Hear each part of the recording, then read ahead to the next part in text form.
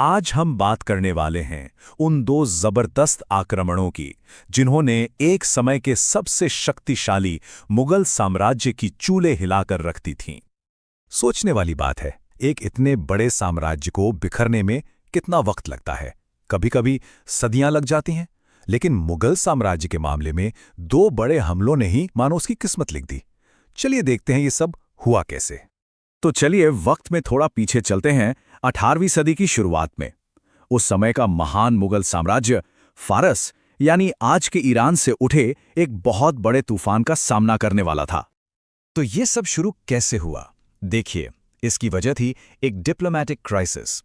मुगल बादशाह मोहम्मद शाह ने नादिर शाह के कुछ दुश्मनों को अपने यहाँ पनाह दे दी। और तो और, जब नादिर शाह के दूत जलालाबाद पहुंचे तो उन्हें मार दिया गया। बस, ये तो जैसे हमले के लिए एक खुला न्योता था। और वो पहला सबसे विनाशकारी झटका आया फारस के शासक नादिर शाह की तरफ से। नादिर शाह कोई मामूली शासक नहीं था, उसे ईरान का नेपोलियन भी कहा जाता था। उसकी मिलिट्री स्किल्स कमाल की थीं और उसकी नज़र थी हिंदुस्तान की उस बेहिसाब दौलत पर जो सदियों से आक्रमणकारियों को अपनी ओर खींचती रही थी। और नादिर शाह की फौज सच में एक आंधी की तरह आगे बढ़ी। जून 1738 में गजनी और काबुल पर कब्जा, फिर सिंधु नदी पार करके लाहौर तक पहुंच गया और देखते ही देखते कुछ ही महीनों में 13 फरवरी 1739 को उसने करनाल में मुगल सेना को बुरी तरह हरा दिया। मुगल सल्तनत जब तक कुछ समझ पाती, दुश्मन दिल्ली के दरवाजे पर दस्तक दे रहा था। करनाल की लड़ाई तो समझ लीजिए एक तरफा ही थी। बादशाह मोहम्मद शाह की इतनी विशाल मुगल सेना, जिसे कभी कोई हरा नहीं सकता था, वो ताश के पत्तों की तरह ढह गई। ये सिर्फ एक जंग की हार नहीं थी, ये मुगल साम्राज्य के खोखले हो चुके सिस्टम का पर्दाफाश था। लेकिन असल कहानी तो मैदाने जंग में नहीं, बल्कि दरबार की साजिशों में लिखी जा रही थी। एक तरफ निजामुल मुल्क जैसे लोग बातचीत से मामला सुलझाने की कोशिश कर रहे थे, तो दूसरी तरफ एक नाराज दरबारी ने पूरा खेल ही पलट दिया। ये था सादत खान, अवध का नवाब। बादशाह से किसी प्रमोशन को लेकर थोड़ा खफा था और बस अपनी इसी पर्सनल नाराजगी में उसने नादिर शाह को जाकर सलाह दे दी कि 50 लाख में क्या रखा है, दिल्ली चलो, वहां 20 करोड़ मिलेंगे। सोचिए, एक इंसान के गुस्से ने पूरी दिल्ली को तबाही की आग में धकेल दिया। और इसका नतीजा पूरे 57 दिनों तक दिल्ली में जो हुआ वो एक भयानक कत्लेआम और लूटपाट का दिल दहला देने वाला मंजर था।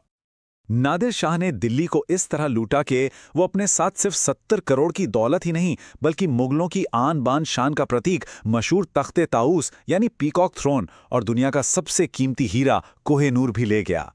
ये सिर्फ लूट नहीं थी, ये साम्राज्य के गौरव पर एक सीधा हमला था।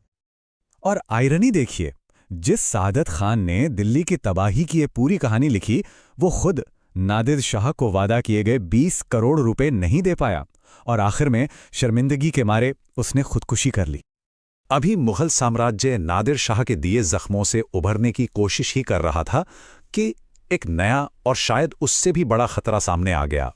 ये खतरा था नादिर शाह का सबसे काबिल उत्तराधिकारी। खुद नादिर शाह की नज़र में एक शख्स था, अहमद शाह अब्दाली। नादिर शाह ने उसके बारे में कहा था, मैंने ईरान, तुरान या हिंदुस्तान में अब्दाली जैसा कैरेक्टर नहीं देखा। और बहुत जल्द अब्दाली ये बात सच साबित करने वाला था। अब्दाली, जिसे दुर्रे दुर्रानी यानी युग का मोती भी कहते थे, वो नादिर शाह से भी 2 कदम आगे निकला।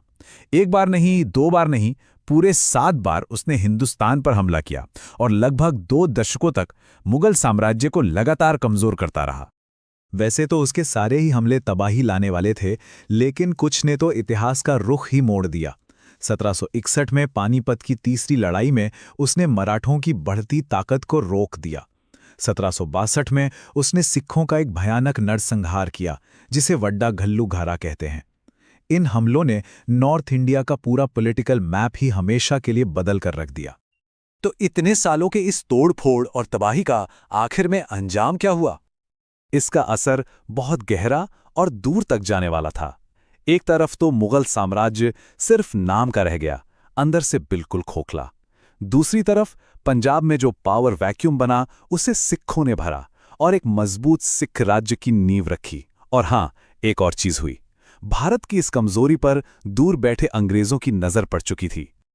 और यहीं से वो सबसे बड़ा सवाल खड़ा होता है कि क्या नादिर शाह और अब्दाली के हमलों ने अनजाने में ही भारत में ब्रिटिश राज के लिए जमीन तैयार कर दी थी? क्या एक साम्राज्य की तबाही ने दूसरे के आने का दरवाजा खोल दिया?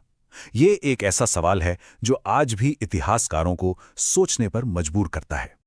जब भी हम मुगल साम्राज्य के बारे में सोचते हैं तो दिमाग में अक्सर क्या आता है? या तो औरंगजेब का दौर या फिर सीधा 1857 का विद्रोह, है ना? लेकिन इन दोनों के बीच जो 150 साल गुजरे वो शायद सबसे ज्यादा नाटकीय, सबसे ज्यादा उथल पुथल वाले थे।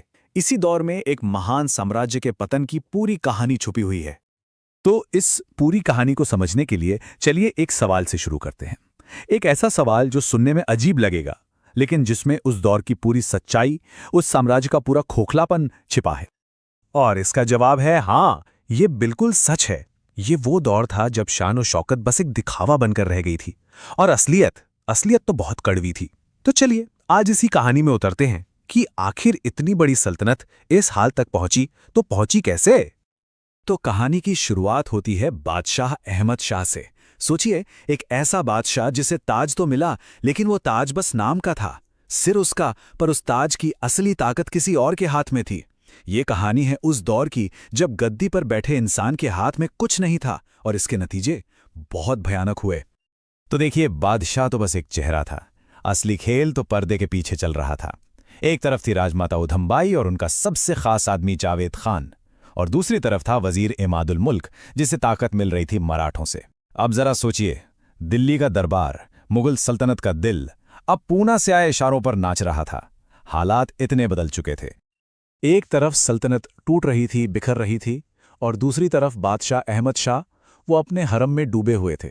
और ये कोई छोटा मोटा हरम नहीं था, पूरे 4 वर्ग मील में फैला हुआ। कहा जाता है कि बादशाह महीनों महीनों तक इस दुनिया से बाहर ही नहीं निकलते थे। और देखिए, यही तो इस दौर का सबसे बड़ा कॉन्ट्रास्ट है। एक तरफ बेहिसाब अय्याशी और दूसरी तरफ खजाना बिल्कुल खाली। आलम यह था कि सिपाहियों को तनख्वाह देने तक के पैसे नहीं थे।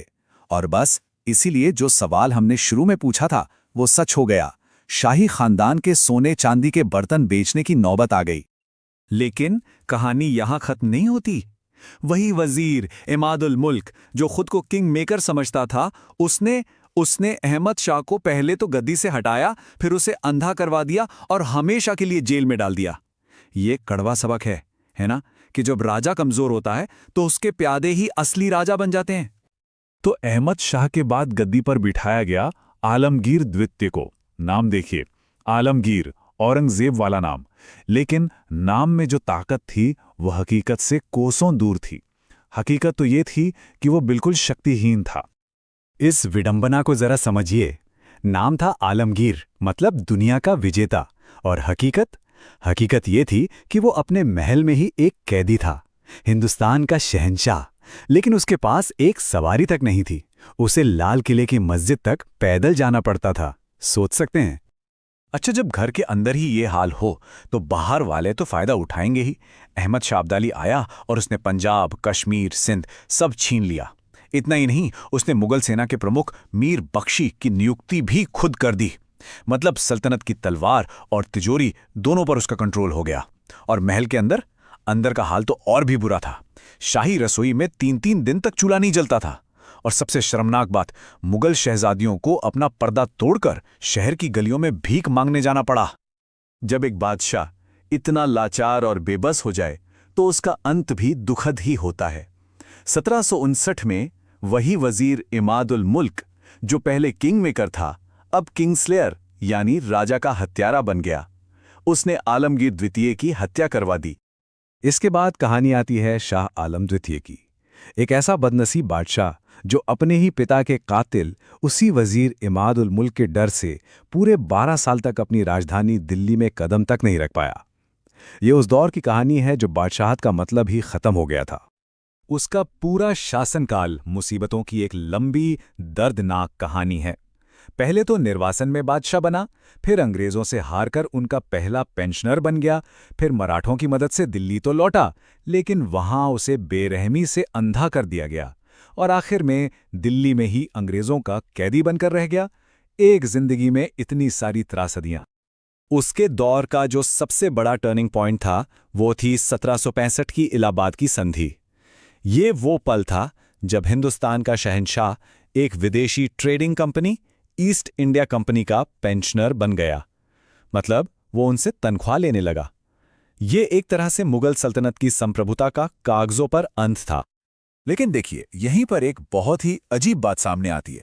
बादशाह के हाथ में कोई ताकत नहीं थी, वो खुद अंग्रेजों का कैदी था, लेकिन मुगल बादशाह के नाम का रसूख, उसकी लेजिटिमेसी इतनी ज्यादा थी कि 1806 में जब अंग्रेजों ने अपना पहला कागजी नोट छापा तो उसे असली दिखाने के लिए उस पर शाह आलम का ही नाम इस्तेमाल किया। मतलब हकीकत मर चुकी थी, पर उसका प्रतीक अब भी जिंदा था। अब हम मुगल साम्राज्य के बिल्कुल आखिरी दौर में पहुंचते हैं। ये वो दौर था जब बादशाहत बस लाल किले की दीवारों के अंदर सिमट कर रह गई थी। और इसका अंत एक ऐसे शायर के साथ हुआ जिसे वक्त ने एक ऐसी लड़ाई में धकेल दिया जिससे उसका दूर दूर तक कोई वास्ता नहीं था। शाह आलम के बाद अकबर द्वितीय गद्दी पर बैठे। उनके दौर में एक और बड़ी चीज हुई। 1835 में मुगल सिक्के चलाना आधिकारिक तौर पर बंद कर दिया गया। सोचिए, जब तक आपका सिक्का चलता है तभी तक आपकी हुकूमत मानी जाती है। सिक्का बंद मतलब हुकूमत का एक और प्रतीक खत्म। और फिर कहानी पहुंचती है आखिरी मुगल बादशाह बहादुर शाह जफर तक। जफर सियासतदान नहीं, एक शायर थे। उनकी दुनिया शायरी और मुशायरों की थी। लेकिन 1857 के विद्रोह ने उन्हें एक ऐसे किरदार में खड़ा कर दिया जिसकी उन्होंने कभी कल्पना भी नहीं की थी। विद्रोह नाकाम रहा और जफर को गिरफ्तार कर लिया गया। लेकिन उस हार और बेबसी के आलम में भी जब एक अंग्रेज अफसर ने उन पर तंज किया तो उनके अंदर का शायर और बादशाह एक साथ जागा। उन्होंने जवाब दिया, गाजियों में बू रहेगी जब तलक ईमान की, तख्ते लंदन तक चलेगी तैगे हिंदुस्तान की। ये उस बुझते हुए चिराग की आखिरी लौ थी। लेकिन हकीकत तो हम सब जानते हैं। उन्हें देश निकाला देकर रंगून भेज दिया गया, जहां गुमनामी में ही उनका इंतकाल हो गया। शायद उनकी पूरी कहानी का दर्द उनकी अपनी ही शायरी में सबसे बेहतर तरीके से सामने आता है जब वो लिखते हैं, कितना है बदनसीब जफर, दफन के लिए 2 गज जमीन भी न मिली कुएं यार में। और इस कहानी का सबसे दर्दनाक पहलू यह है कि दिल्ली में जफर की कब्र पहले से तैयार थी। वो कब्र आज भी खाली पड़ी है। एक ऐसे बादशाह की निशानी जो मौत के बाद भी अपनी मिट्टी में वापस नहीं आ सका। तो ये सब सुनने के बाद एक सवाल मन में जरूर आता है, इस पूरे पतन की, इस बर्बादी की असली वजह क्या थी? क्या ये बस कुछ लोगों की गलतियां थीं या फिर कहानी कुछ और ही है? इसे एक तरह का परफेक्ट स्टॉर्म समझ सकते हैं। अंदर से साम्राज्य को दीमक लगी हुई थी, कमजोर बादशाह, दरबारी साजिशें और बिल्कुल खाली हो चुका खजाना। और बाहर से मराठों, अफगान हमलावरों और ख़ास तौर पर यूरोपीय कंपनियों का दबाव लगातार बढ़ रहा था, जिसे झेलने की ताकत अब इस खोखले हो चुके साम्राज्य में नहीं बची थी। और ये हमें इस कहानी के सबसे बड़े सवाल पर लाकर खड़ा कर देता है, क्या ये आखिरी बादशाह इस पतन की वजह थे या सिर्फ एक लक्षण, एक ऐसे सिस्टम का लक्षण जो अंदर से पूरी तरह सड़ चुका था? क्या साम्राज्य का पतन होना तय ही था क्योंकि वो मराठों और अंग्रेजों जैसी नई आधुनिक ताकतों का सामना करने के लिए बना ही नहीं था? इस पर सोचिएगा जरूर कि ये कुछ लोगों की नाकामी थी या एक पूरे सिस्टम की जो बदलते वक्त के साथ खुद को बदल नहीं सका।